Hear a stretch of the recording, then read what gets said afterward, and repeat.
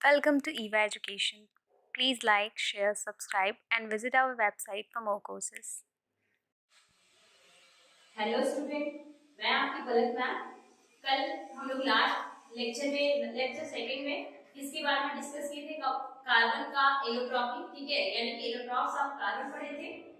फिर उसके बाद सैचुरेटेड अनसैचुरेटेड पढ़े थे, वर्सेटाइल नेचर पढ़े थे कि क्या क्या उसका डिफरेंट टाइप का नेचर है, ठीक है, कि क्या क्यों अलग है। कैटिनेशन पढ़ लिए थे, वैलेंसी पढ़ लिए थे, यानी कि इसका टेट्रा वैलेंसी होता है। कैटिनेशन क्या होता है कि सेल्फ लिंकिंग प्रॉपर्टी होती है। तो कार्बन के पास सेल्फ लिंकिंग प्रॉपर्टी है, ठीक है, जिसे हम लोग बोलते हैं कि कैटिनेशन, ठीक है।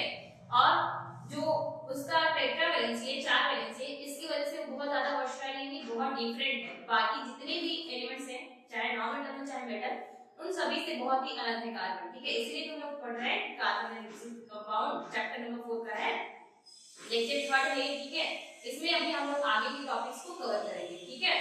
देखते हैं आज क्या क्या टॉपिक्स है।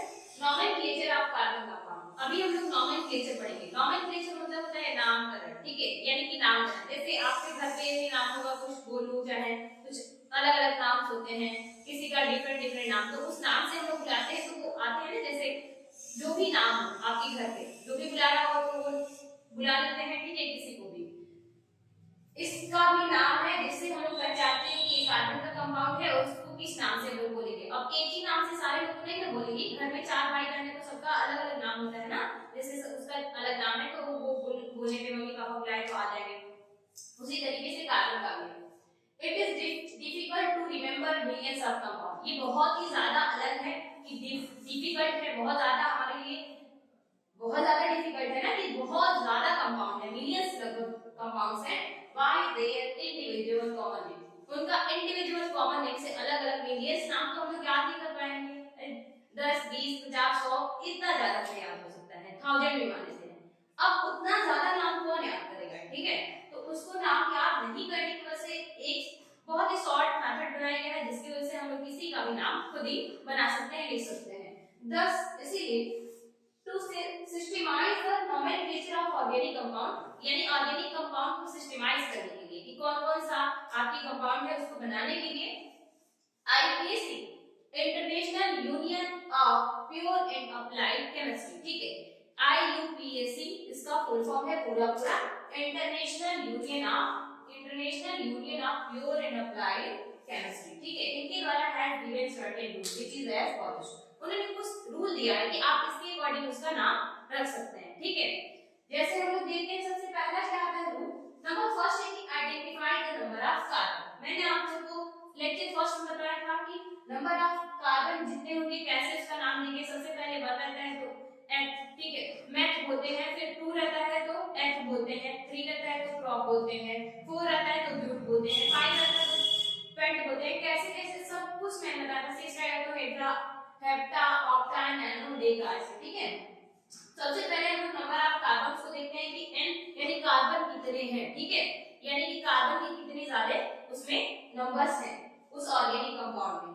फिर सेकंड पे आता है आइडेंटिफाई द फंक्शनल ग्रुप। और मैंने आप लोगों को कल फंक्शनल ग्रुप में भी जो लेक्चर सेकंड था उसमें मैंने आपको पढ़ाया था एल्डिहाइड, कीटोन, अल्कोहल, ठीक है, कि क्या क्या रहेगा, किसमें CO2 लगेगा, किसमें OH लगेगा, सब कुछ मैंने आपको बता दिया है। अब अगर आप लोग उस चीज को नहीं पढ़े हैं तो आप लोग जाके चैनल पे पढ़ सकते हैं, ठीक है। लेक्चर नंबर सेकंड में है कि फंक्शनल ग्रुप क्या होते हैं, इसको मैंने कल पढ़ाया है। Name the compound by the following order. अब नाम देना है, ठीक है, किस ऑर्डर से हम लोग नाम देंगे। कई सारे ऑर्डर्स होते हैं जिसको हम लोग को फॉलो करना पड़ता है, ऑर्डर बाय ऑर्डर, ठीक है। सबसे पहले प्रीफिक्स होना चाहिए, यानी कि आगे क्या जुड़ रहा है। प्रीफिक्स यानी तो प्री यानी होता है कि आगे जुड़ने वाला, ठीक है। तो सबसे पहले आगे क्या जुड़ा है उसका नाम हम लोग लिखते हैं प्रीफिक्स। फिर आता है वर्ड रूट। उस वर्ड रूट में क्या उसका नाम आ रहा है, नेम।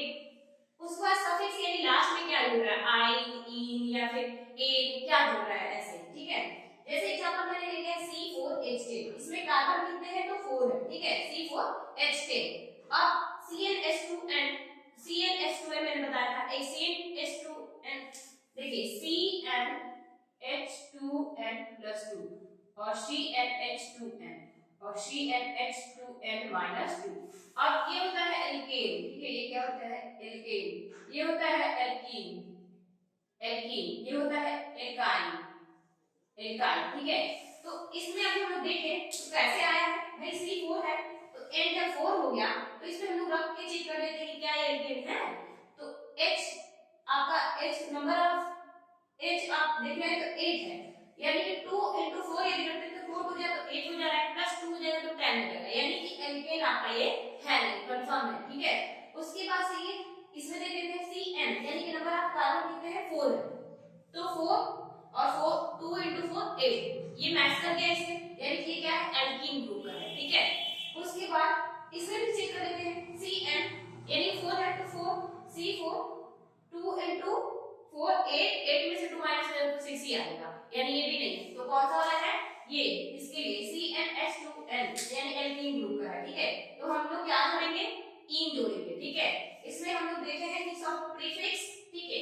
तो अभी नंबर ऑफ कार्बन इसमें कितना है, सबसे पहले हम लोग को आइडेंटिफाई करना है नंबर ऑफ कार्बन एटम को, तो कार्बन एटम इसमें कितना था 1 2 3 4, 4 के लिए ब्यूट होता है, क्या होता है 4 के लिए ब्यूट होता है, मैथ एट ब्यूट, ठीक है, प्रॉप ब्यूट, तो ब्यूट है 4 है 1 2 3 4, कितने नंबर ऑफ कार्बन इसमें 1 2 3 और 4, नंबर ऑफ कार्बन कितने हैं तो 4 है, ब्यूट हो गया।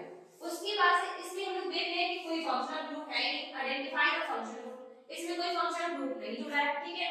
अब हम लोग नॉर्मली देख लेंगे कि C4H8 है, H8 किसमें आता है लास्ट में E, यानी E वाला, ठीक है, एल्कीन, तो इसमें हम लोग क्या करते हैं ब्यूट प्लस इन, ब्यूटीन हो गया, ठीक है। ऐसे आप लोग नॉर्मली आसानी से आप लोग क्या कर सकते हैं नाम लिख सकते हैं, सिर्फ नंबर ऑफ कार्बन याद रखें, उसके बाद क्या है आपको याद रखना है number of carbon, functional group यदि लगा है तो नंबर ऑफ कार्बन वाला होने के बाद से उसके बेसिस पे नाम रखें, पेंट हो गया, क्लोरो हो गया, जैसे मान लीजिए आपको ब्यूट और क्लोरो हो गया यानी क्लोरीन हो गया, कोई भी ग्रुप लगा हो, ठीक है, अल्कोहल ही लगा है OH लगा है तो और जो भी होगा, ठीक। उसके बाद से फंक्शनल ग्रुप होने के बाद से आपको इसी फॉलोइंग ऑर्डर में प्रीफिक्स वर्ड और फिर सफिक्स लगाना है, तो इसमें क्या हो गया ब्यूट प्लस इन, ब्यूटीन, ठीक है, इसका नाम हो गया। अब डिफरेंट टाइप के हम लोग देखेंगे, पहला मैंने लिया है एक डबल बॉन्ड के अकॉर्डिंग, क्या नाम लिया है डबल बॉन्ड के अकॉर्डिंग मैंने लिया है, ठीक है। अभी हम लोग पढ़ेंगे दूसरा वाला, इसे को आप नोट भी कर सकते हैं, ठीक है।